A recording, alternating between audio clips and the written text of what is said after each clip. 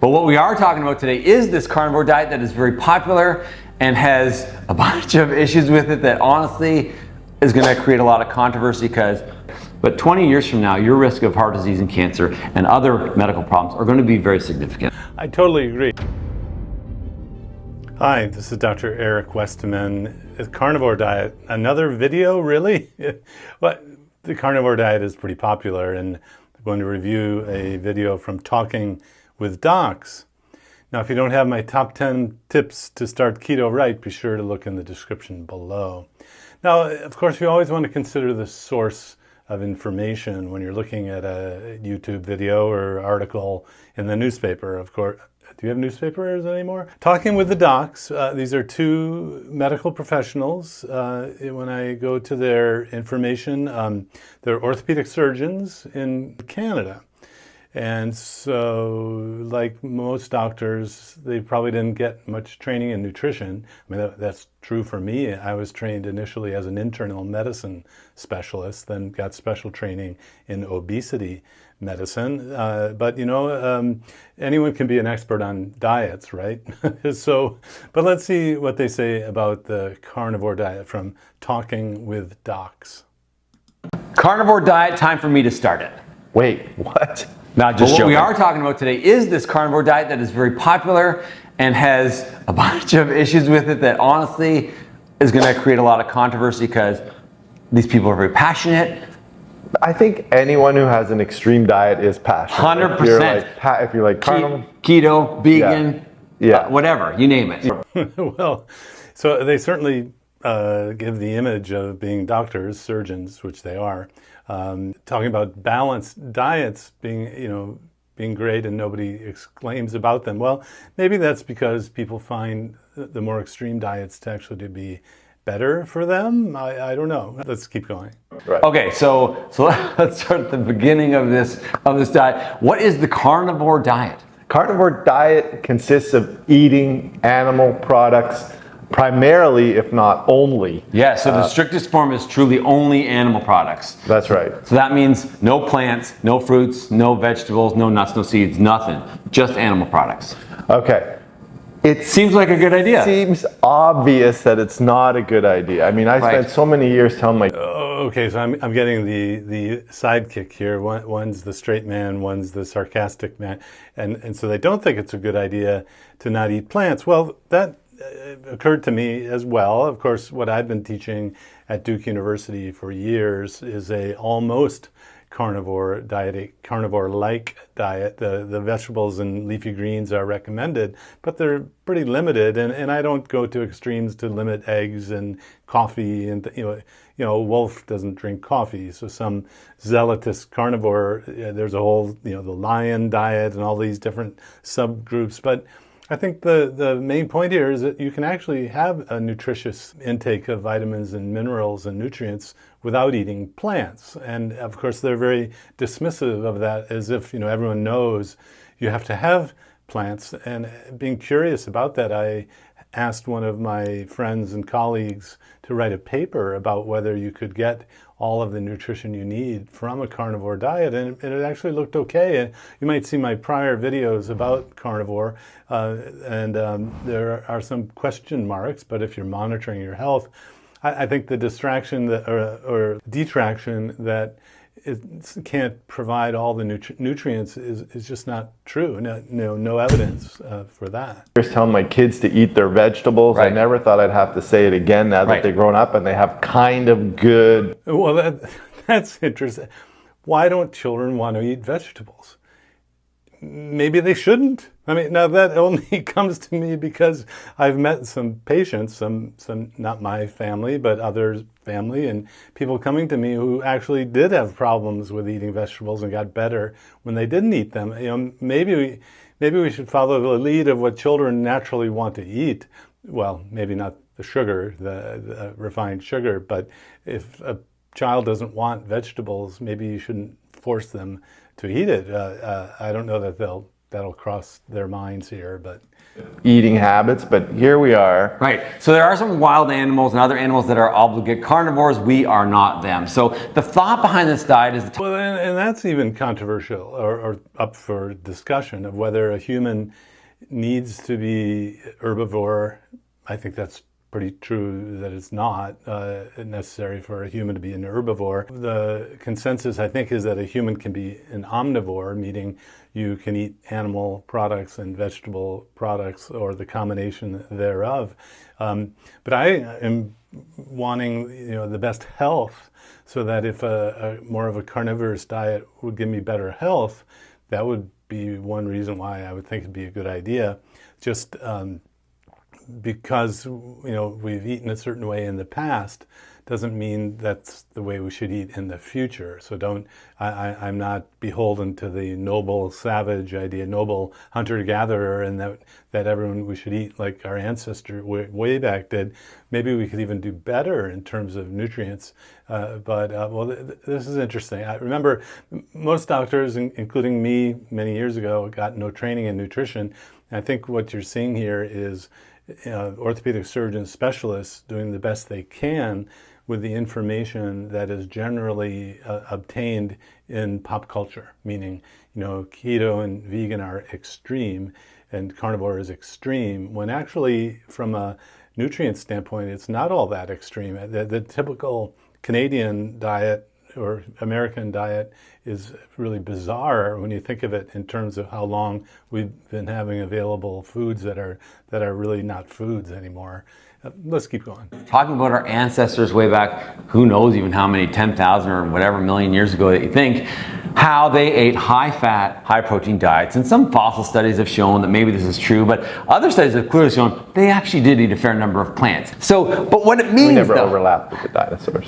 What it means is that these people did not have food security. So when you found an animal or you happened to kill an animal by hunting, you ate as much as you could because you didn't know when your next meal was coming. Mm-hmm. And usually what was available were animals. There was not regular farming, there were not industrialized farm practices, there were not stores where you could go buy food. Like nowadays we have unlimited access to food. So this is one of the arguments that, hey, our ancestors do it, maybe we should do it. The modern day carnivore is drawn to the carnivore diet because they may have seen some immediate results of, hey, this is really working. I'm losing weight. I'm trying this carnivore diet. I'm feeling good and I'm losing weight. Why is that? Okay, so yeah, definitely it's popular with the gym bros and the gym bro science and people really trying to increase their muscle mass because of the protein count. The reason that it has potential to help early on is for a bunch of reasons. So one, when you eat a diet that's very restrictive, regardless of what it is, chances are your calories are going to go down. So elimination, you're eliminating other foods. Yeah, so you reduce the calories, so this can show weight benefits, but when you eliminate these other foods, you're eliminating a whole bunch of things. So you're eliminating anything from a box, which we would say you should do anyway, so highly processed foods. You're eliminating highly refined grains. You're eliminating sugary snacks as well as drinks. So these things we've talked about all the time. Good things to eliminate. They're good things to eliminate, and that might be part of why you feel better. The other thing is when you eliminate all those other things, you may have some things that you had subtle intolerances or potentially allergies to that you weren't aware of that now are removed, so you're like, oh, you know what, my stomach feels a little bit better, I'm a little bit less inflamed, whatever. There's a lot of potential benefits of these eliminations. Yeah, well, they're spot on. The carnivore diet or a well-formulated keto diet won't have gluten. You don't have bread and pasta where gluten is, so it's gluten-free. You don't have the simple sugars, so it's what we call a FODMAP diet, meaning it's free of simple sugars. You may have heard that in the GI clinics, the gluten-free and FODMAP-free types of diets. It even eliminates, depending on how you do it, will eliminate artificial dyes and artificial sweeteners that can cause migraines and other problems. The popularization came out of very prominent people reversing their own medical illnesses by cutting out the plant products. And so there are certain striking anecdotes that I think probably, it's an elimination diet of things that are harmful, and yet you get nutrition and losing weight's a great side effect of a healthy diet, however you do it. So what's so bad about it? Here's why it's not good for you. Okay. First of all, you could actually be, in a way, malnutritioned because you're missing out on a lot of essential vitamins and other nutrients that you just can't get from only animal products. Yes, I disagree with that one. I think it's likely you get everything you need if you meaning a human, a carnivore, true carnivore, lions and wolves and cats, they do fine without having vegetables. So I don't agree. Are there long-term studies of people doing carnivore and showing there are no long-term malnutrition problems? No, there are no long-term studies, which is one, should I say, limitation of following something like this. You want to make sure you're doing it right and paying attention to getting vitamins, having liver if you like it, and there are many ways to get liver. Although there are some people who've given me feedback that they don't eat liver, they just eat the muscle of other animals for decades, and they're fine. Well, it could work for one person, and that's the metaphor of some people climb Mount Everest too, but not everyone does and can, and some people don't make it. So just because one person's doing great for years on a carnivore diet doesn't mean it's great for everyone. But the idea to dismiss it out of hand doesn't ring quite right to me. Vitamin C, for example. So theoretically, you could develop scurvy. A lot of these do take a long time to develop. So early on, no. So actually, the scurvy, a problem of vitamin C deficiency, was not seen in cultures that didn't eat plants. So the Inuit didn't have a problem with scurvy. And so this is one of those mistaken notions that you have to, I think a lot of people get their nutrition information from companies trying to sell their products. I mean, where would you get vitamin C if you didn't have Florida orange juice, right? Well, there's actually vitamin C in other foods as well, but it's higher in orange juice, but not zero in other foods. There's also the idea that there's a difference of how much you need of nutrients depending on what your entire nutritional pattern is. So it's thought that you need less vitamin C if you don't eat carbohydrates.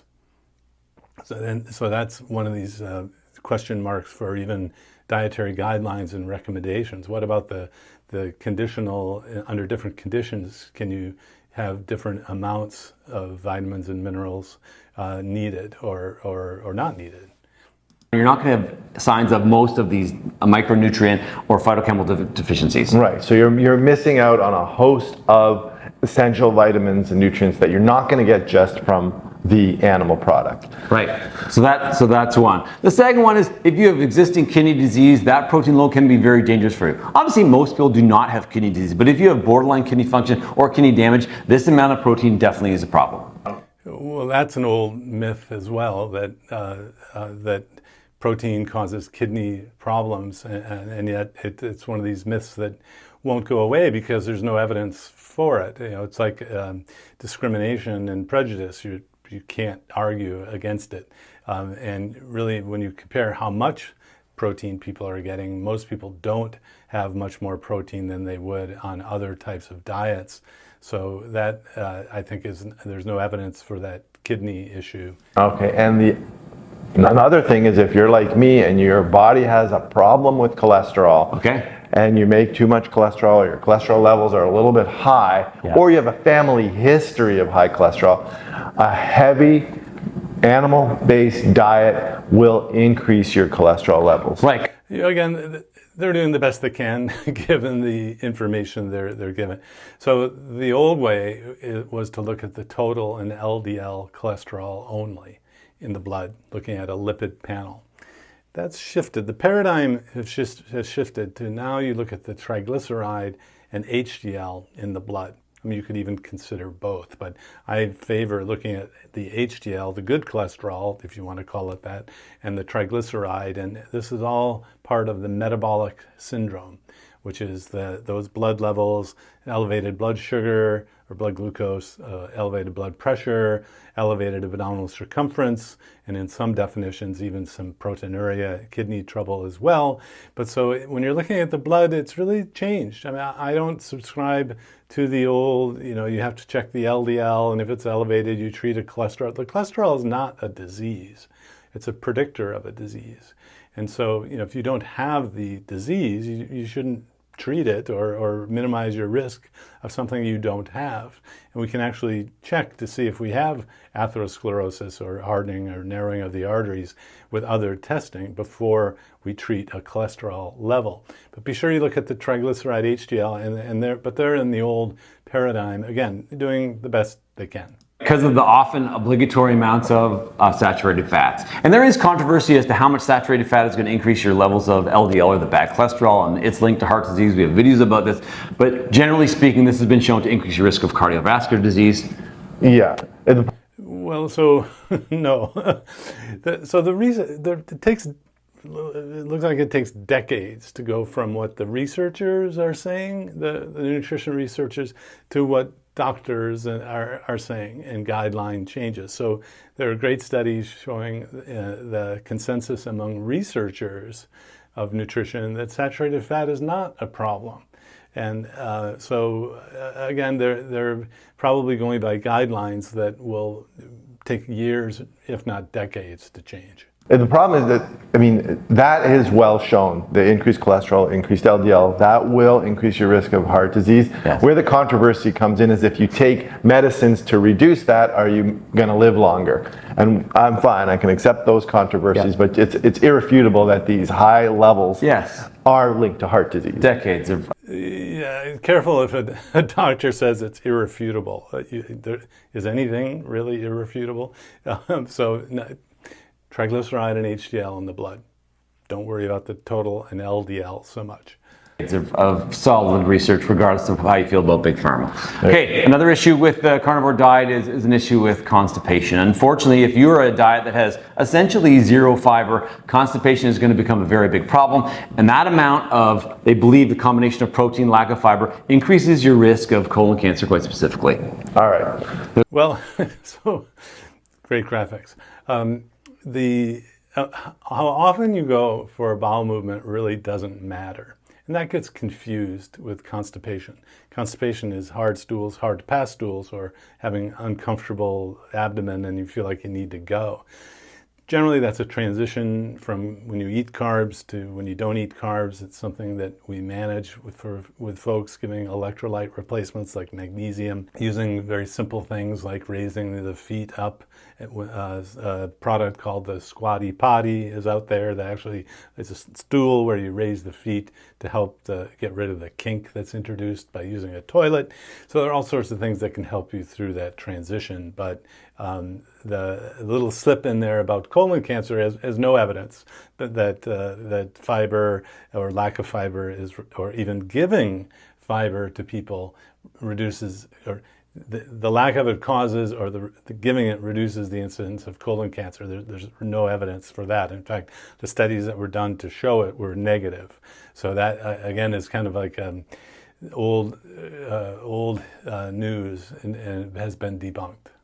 So the other thing is anti-aging properties. So a lot of people who believe in the carnivore diet will say that there are chemicals in plants that actually are bad for you, that plants have devised a way to have these chemicals to make them less appealing to animals. That whole rationale of don't eat plants because we're not supposed to, or not designed to eat plants, totally breaks down on a scientific level.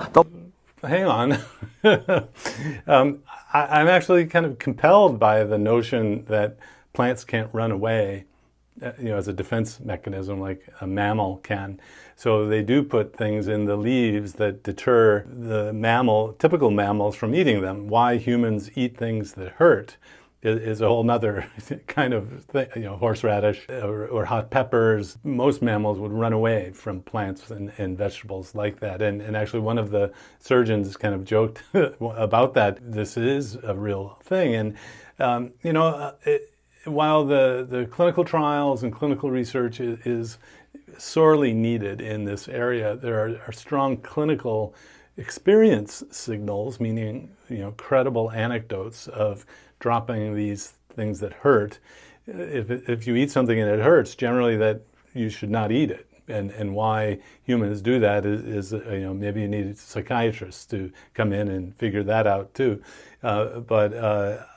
To say that that's not scientific, well, it could be actually that there are elements in the food that vegetables contain that are not good for us. or cause diseases or syndromes that we can't figure out and treat with medications because we can't figure out where it comes from. And that's not to say that there are some elements in grapes, resveratrol, for example, that could be beneficial for you. Kind of the ancient wisdom is that plants did contain medicinal things, and it wasn't necessarily something you would have frequently. But I don't know, this is entertaining. The last thing that I would say about the carnivore diet is, if you go to the National Library of Congress database, where all randomized controlled trials and published medical literature exists, there are 0 studies on the carnivore diet. There are lots of studies about carnivore diet in dogs, in cats, in other obligate carnivores, but we are not them. There are no studies. And so a couple things. In general, diet research, food-based research, supplement research is not very well done because it's complicated, it's expensive, and it's easier just to release something and say something and start propagating.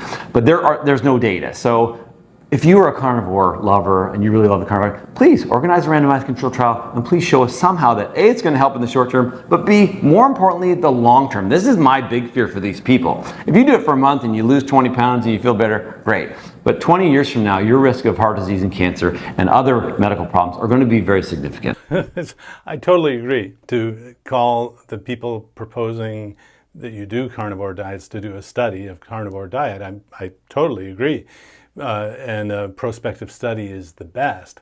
Well, but there are a couple surveys now of self-reported carnivore eating people that are published in the medical literature, and so that it starts by getting the pilot work done by surveying people who are doing it. That's one way to get that pilot work done, and I hope because of the medical impact that this kind of diet can have, I hope that prospective studies will be done as well. But then the surgeons flips really quickly into and I'm worried about long-term health, that all these things will happen, and they will happen. Wait a minute. So if we don't have studies to show that they're beneficial, we don't have studies to show that they're not beneficial or that they're harmful. And I'm not compelled by the rationale so far that there is hard evidence that it's bad for you. Are you? Let me know the comments below. And then the last thing I would say is be careful with people that promote this diet, because throughout YouTube, TikTok, Instagram, and all these platforms, a lot of people are selling you stuff. So beware of someone that's selling you a book or that's selling you a supplement. And if you have to take a ton of supplements to deal with your crazy diet, maybe it's not a good diet. I think that's pretty common sense. Good job, Doc. Beware of people selling products, and the liver guy selling all the liver stuff, if you need to take supplements. Of course, that was always the criticism of the vegan diet, because you have to add in some sort of B12 supplementation, because if you don't have animal products on a vegan diet, you have to add in vitamin B12, because vitamin B12 is only seen or obtained from animal products.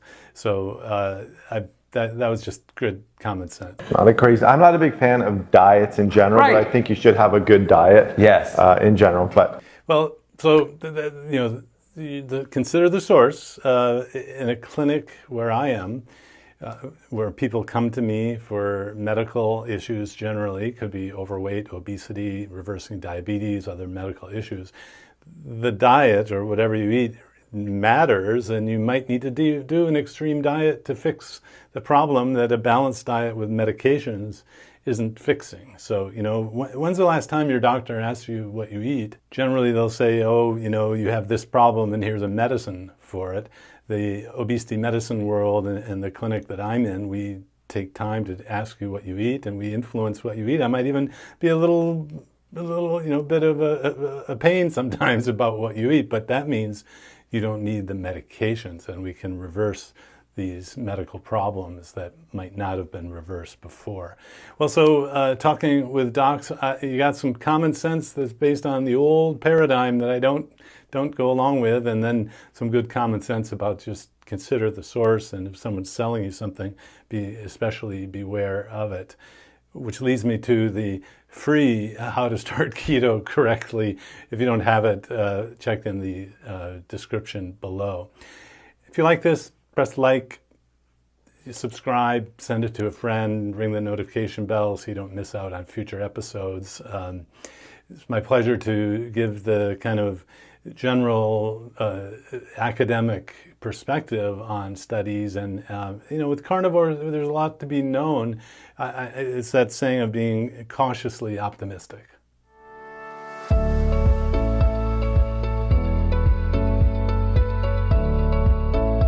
If you enjoyed this video, be sure to like, subscribe, and hit the notification bell, and check out adaptyourlifeacademy.com.